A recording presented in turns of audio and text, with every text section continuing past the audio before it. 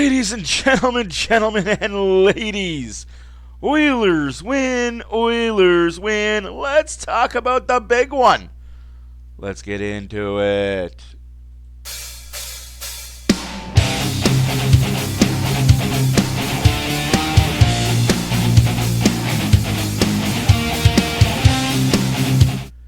Yes, ladies and gentlemen and ladies, no McDavid, no Draisaitl, no problem.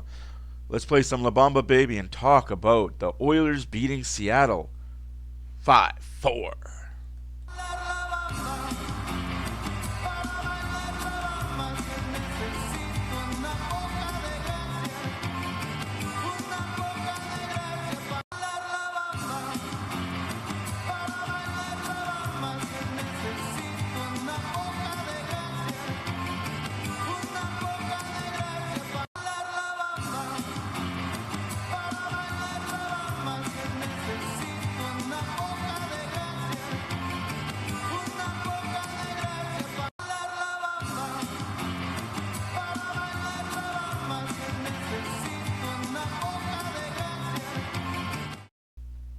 Yes, ladies and gentlemen, the Oilers do win. And they do it in frustrating fashion. They do it in typical Oiler fashion. They had themselves a pretty little lead.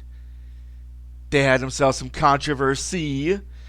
We had a hat trick for the first time since round one, game whatever, against the LA Kings.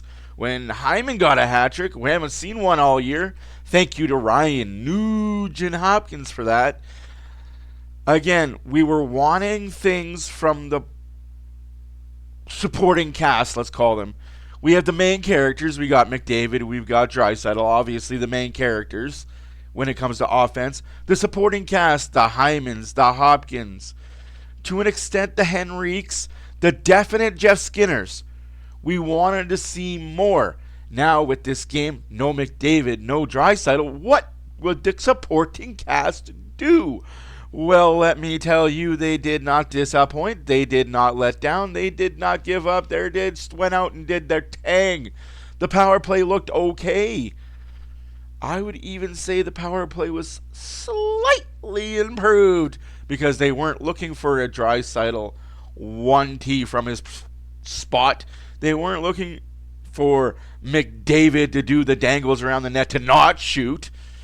They were just out there keeping it simple, stupid. That's all you got to do when you play this game called hockey. Keep things simple, stupid, and good things happen. Now, there was some blunders in the game. Bouchard, man, I could do without your crazy bad giveaways.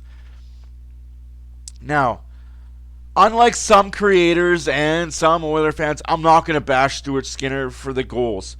Dude, if it wasn't for Stu Skinner, this game wouldn't have been an Oiler victory. It would have been an Oiler defeat, and we'd be talking about, see, this team only has two players. You take out those two players, this team is nothing.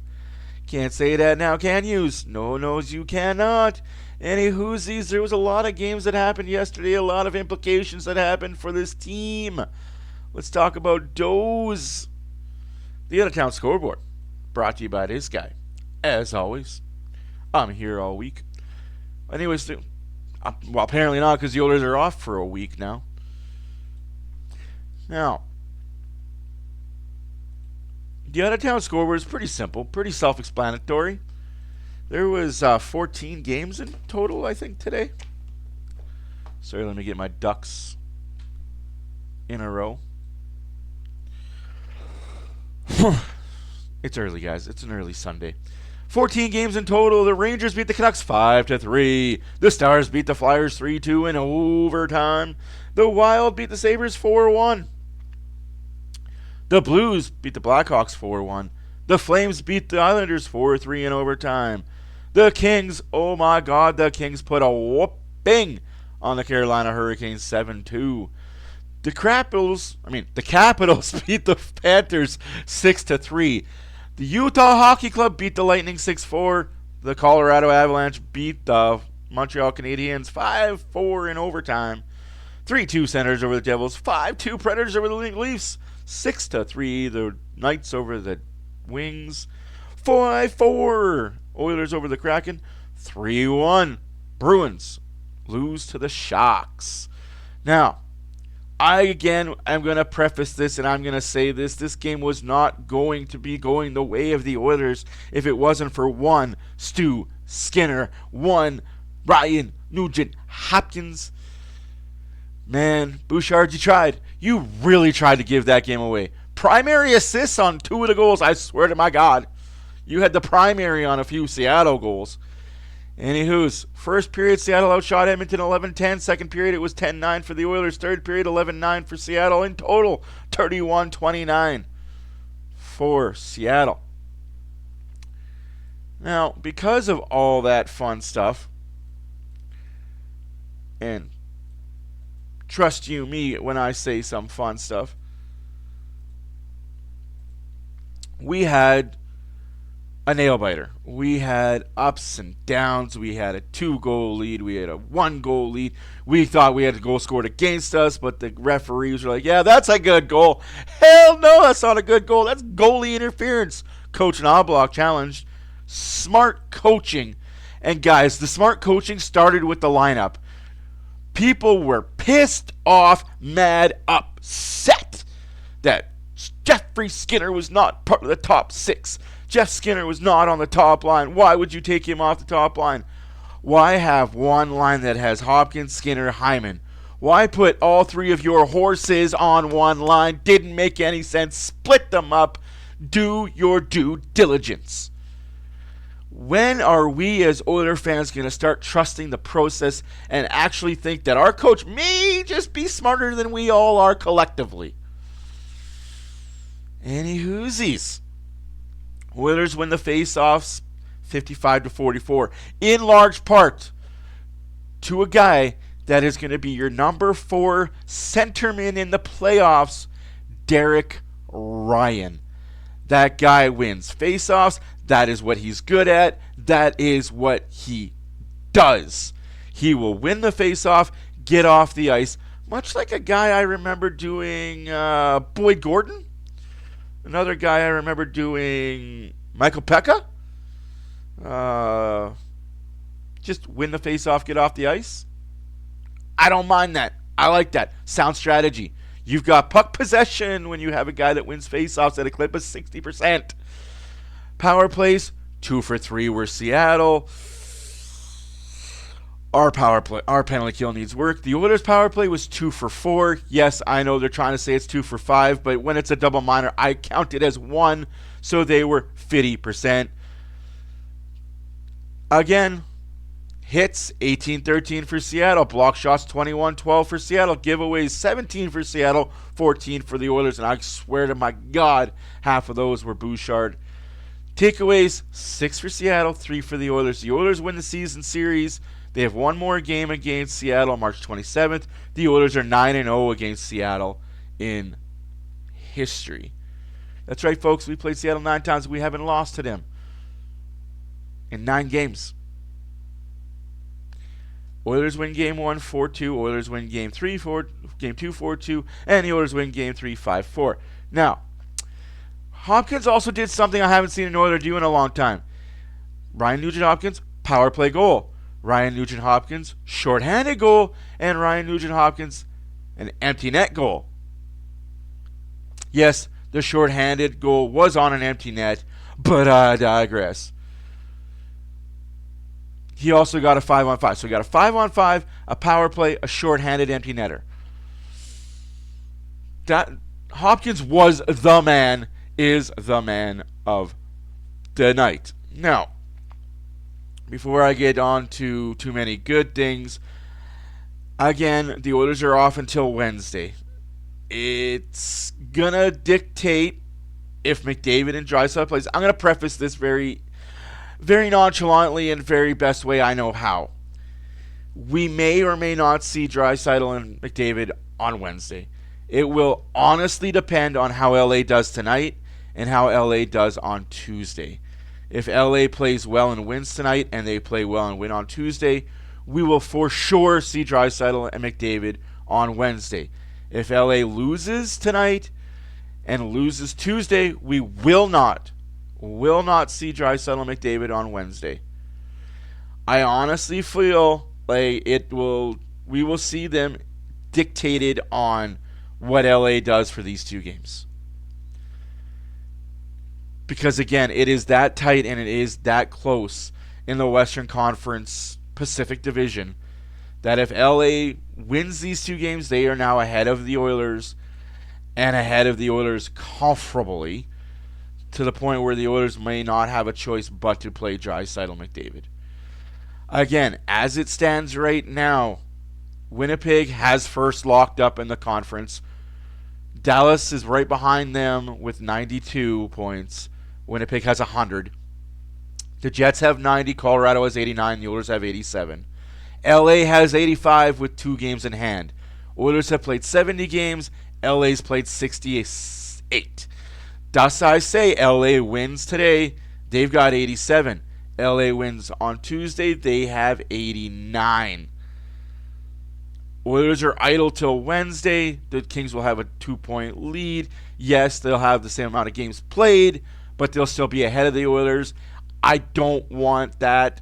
The Oilers don't want that, obviously. They're still chasing Vegas for the top spot in the Pacific Division. I don't know. In my eyes, a lot will dictate on how LA does these next 2 games. Moving down the lineup, 7th is 85 points, Minnesota. 8th for right now is St. Louis with 79. But again, they've played 71 games. Calgary's played 69, and they have 77. Calgary is just got to play their 2 games. That's 4 points. They jump ahead of St. Louis. Not worried, not concerned. I believe Calgary will be the team. As much as I want Vancouver personally to make it in, they haven't shown me anything. They lost to St. Louis. They needed to win that game to show us that they actually want to play. They lost to the Rangers yesterday. They need to figure their bleep out. Utah was 75, again, 70 games played, and that's where it ends. We have Utah, Vancouver, Calgary, St. Louis battling for the final spot. It's going to be a dogfight to the finish. I'm looking forward. I'm about it. Now, here is a quick little video just for you, just for me, just for us. Enjoy it. I'll be back.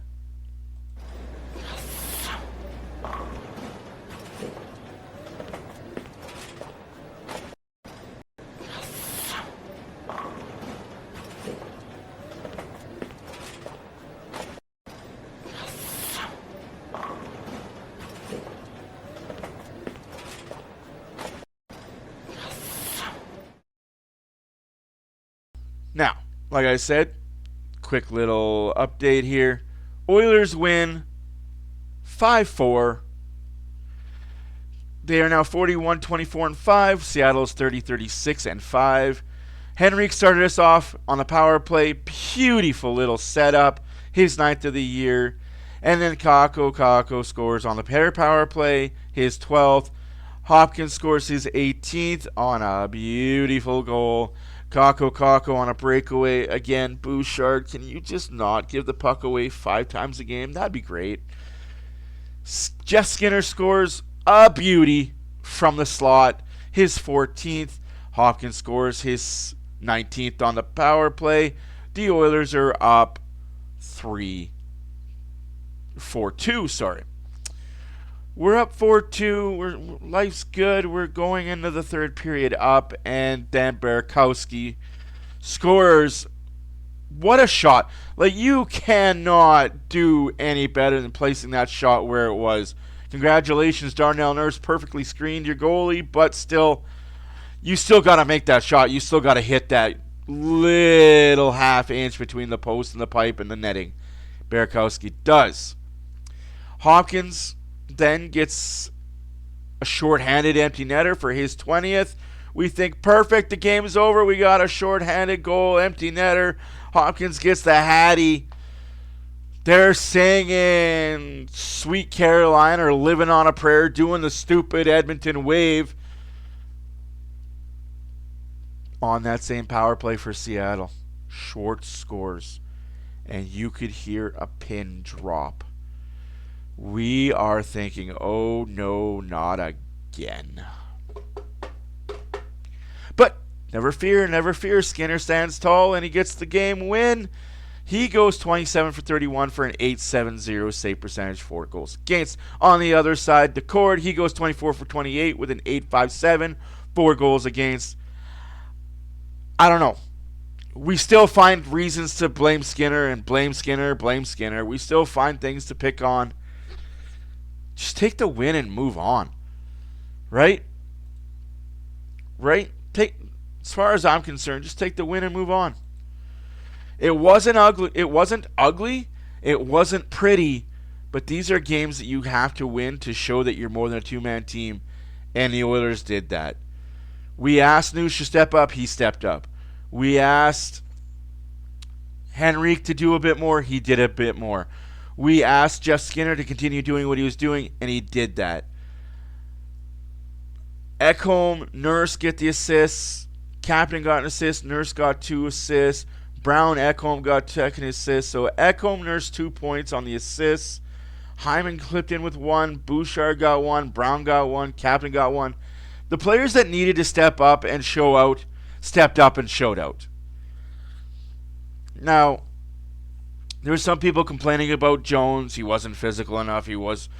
Shut up. Like, Max Jones is going to be what we want him to be, and he's going to be a force in the playoffs if he's on the roster. I like Max Jones' games. Wallman, you can't say enough about Wallman. Like, you just cannot say enough about Wallman. That empty net, shorthanded goal. What wherewithal, presence, hockey IQ. You're battling with a guy for the puck. Knowing that you can win this puck and get the puck into kind of open ice because you know that your center/winger is there for you. And you just do a little boop between your legs, get it around the guy you're fighting with, and Hopkins just does the rest. Ting, down the ice it goes, empty net. Again, I'm not mad at any one player, just Bouchard, I guess. Like, dude, clean up the giveaways. Stop being the primary assist for the other team. Right? Just fix that little play. But honestly, all in all, A effort, A+ result. This team could have folded. This team could have just packed it in, let me begin, and say, you know what, we're not doing it. We're not here for a win. We got no McDavid, no Draisaitl. It's gonna be, let's just pack our bags, just give up a little bit. Didn't happen. Let's see what Wednesday brings. Again, my name is Matt for OilersFanReaction. We will see you Wednesday. Till then, doses.